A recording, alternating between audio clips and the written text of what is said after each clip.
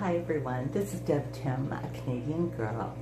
We have been dealing with family illness, so I have not turned on my computer in a week. I've been spending all of my time at the hospital, but there's some improvement, and that gives me a little bit of time that I can drop by and say hello and share with you how my Mbuna community is doing, so please stay tuned.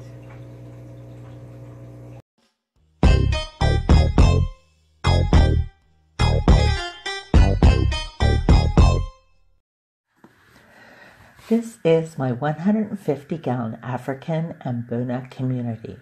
At this moment, I have over 75 cichlids in here. Yes, it's well overstocked. As you can see, I have many sizes in this community. We often hear it's important to keep fish of similar size together for their benefit. The wild waters are home to every size, so for my community to look the most natural, I have all sizes represented. I have always combined youngsters or juveniles with the adults, as I feel it's important for them to learn about hierarchy, dominance, and even a little respect. It also gives them the opportunity to find their place within the pecking order. I have found that the smaller fish are most often left alone, as the larger, more mature members of the community don't see them as a threat. Because of this, they seem to accept the smaller fish more easily than they do when a fish of similar size enters the community.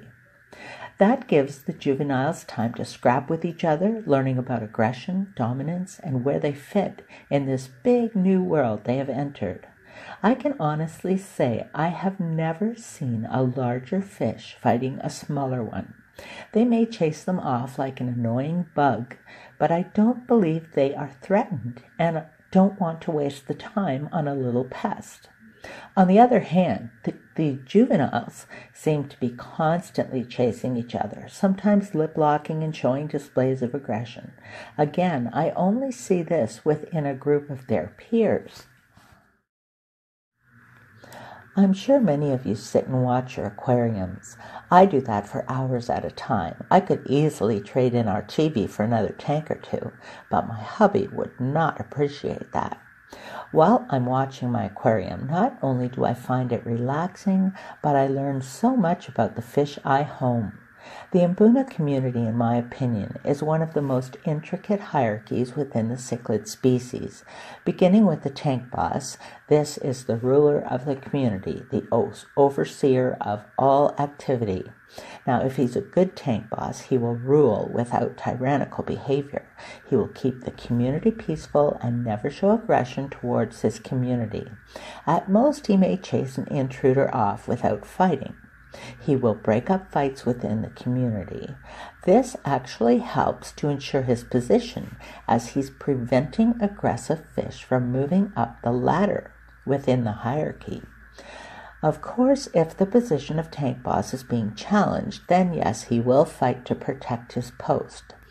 As the tank boss gets past his prime, he will eventually lose to a younger contender. The tank boss can be a greedy breeder by interrupting mating dances and not allowing other males to breed within the community. I had a tank boss like that before. I finally got rid of him because all of my fry were OB cross. Ghost, my present tank boss, is quite the opposite. He does not breed very often at all. He shakes at times and shows himself off to the girls, but it seems his political duties keep him too busy to get anything done in that arena. The tank boss usually has a second in command as well, but in this community, I haven't seen any one fish take that position. I have had this tank boss for over a year and have never seen a second in command. No one has even challenged him for his position yet either. For an Mbuna community, this is an amazingly peaceful one. With so many fish in a community, it's very hard to know their pecking order.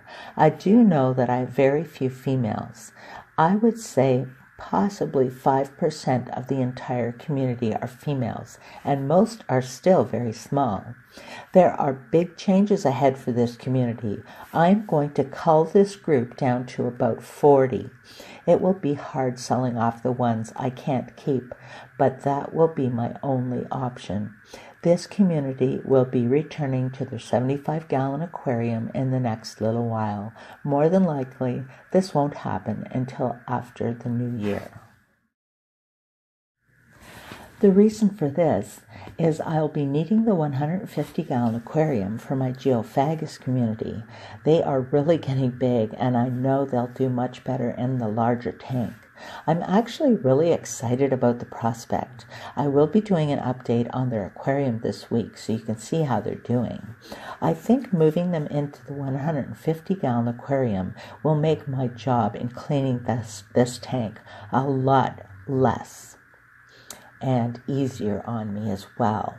With the Mbuna community overstocked as it is, it requires a lot of maintenance and upkeep. I would say it's pretty much double the amount of work a normally stocked aquarium needs to be maintained properly.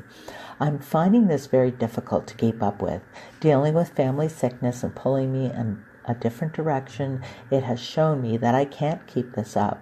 I have not neglected my fish, but I have found I'm exhausted by spreading myself too thin. For now, I'm going to work hard on catching up on your videos. I also plan on sharing videos again. I feel so disconnected right now. I'm so happy to be back. I've missed you. So until next time, this is Deb Tim signing out. Now, I promise I will catch up on all the videos I've missed. You know I love watching your videos. And again, I thank you so much for watching, and I'll talk to you soon. Bye.